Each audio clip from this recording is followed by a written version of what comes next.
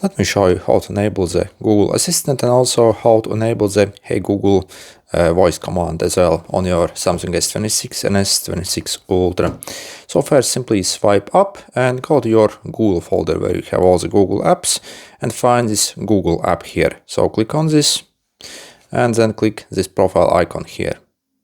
Okay, and click Settings. And instead of clicking here, click on the Gemini. Okay, and this talk to Gemini hands-free. Okay, and enable this, and we also need to set this up and match our voice to it so it can actually recognize us. So yep, let's turn it on. We are going to need to say some phrase. It will display there.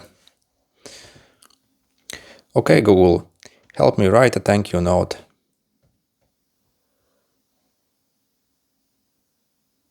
Okay, Google, what's the weather tomorrow?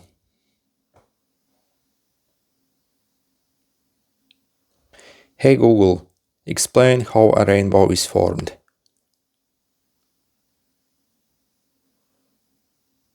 Hey Google, set the timer for 5 minutes.